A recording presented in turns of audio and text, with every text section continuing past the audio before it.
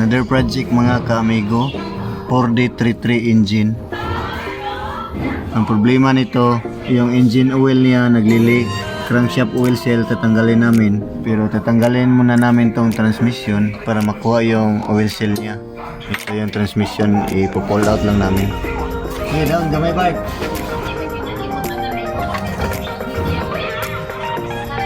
Sige, sige. Oh, minalo yun oh. Hey. Down. Down, ini sangit. Pull down dong. Ini berapa?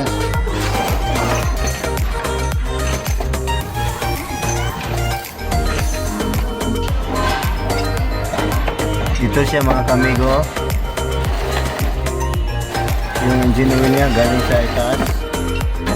Sa likod ito flywheel.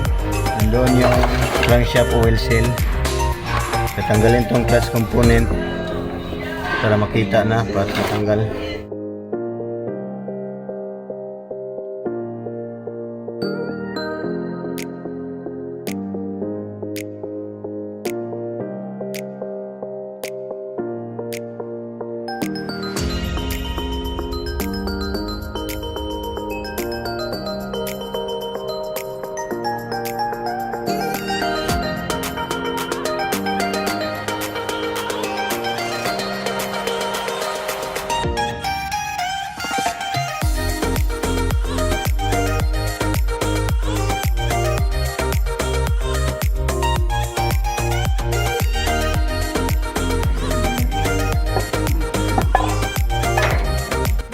Makikita mo yung tagas oh, galing sa crankshaft oil cell.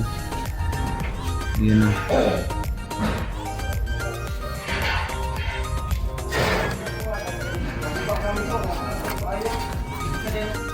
Natanggal na itong oil cell niya mga kamigo. Ito yung papalitan natin. At saka yung plate niya, yung sleeve sa crankshaft. Kasi yung plate dito nakalapat sa oil seal niya. Tanggalin ko lang.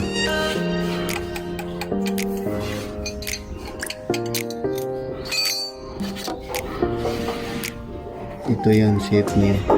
Palitan ko lang ito lahat. Meron na tayong bago. Ito na. Ito yung pinapalitan. Ito yung ipapalit. Tanggalin lang itong pandikit.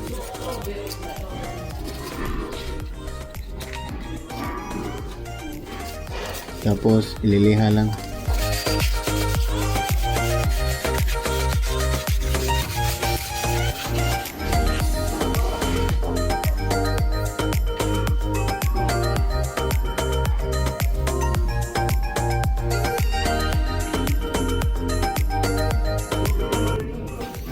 Ready na natin ilagay itong bagong sleeve ng crankshaft o plate ng oil seal.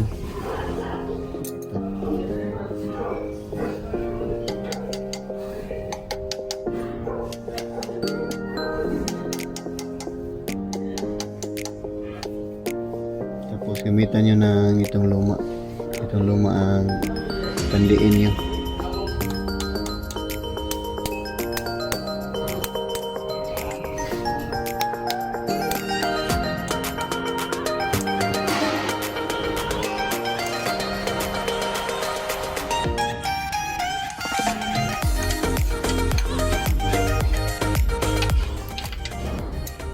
Ito na yung luma ginamit natin na pantulak sa bago. Pantay. Ito na yung bago nakalapat na.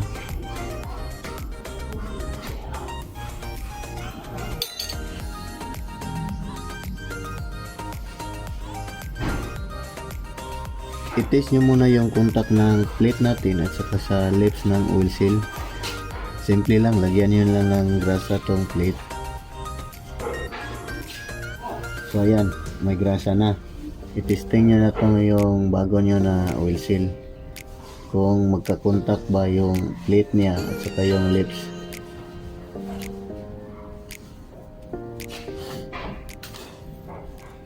Tapos tanggalin. Tingnan kung may grasa ba yung lips ng oil seal natin. Kung may grasa, it means na nakalapat yung lips ng oil seal doon sa plate. So ito, may grasa. Umabot na yung lips. Pwede na natin to ikabit. Yan lang natin ang pandikit dito. Dapat malinis ang paglagyan ng oil seal. Lagyan ko na ng pandikit. Ready na ito ikabit.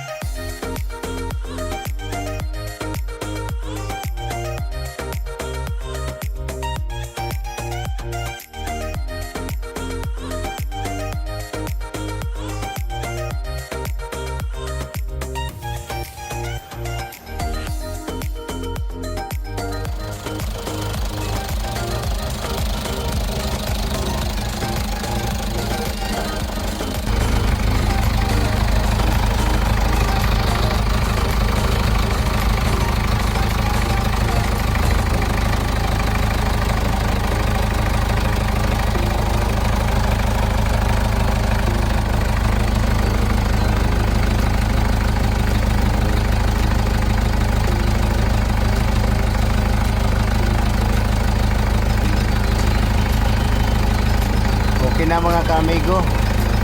Matagal na itong pinaandar. Wala nang tagas yung engine oil niya. Okay na pagkakabit yung oil seal. So ayan mga kaamigo, natapos na. Maraming salamat sa panonood. Huwag kalimutang sumuporta. Please like, share, and subscribe to my channel, Chada Mechanic, para updated kayo sa bawat video na i-upload ko. Chada Mechanic, bye-bye.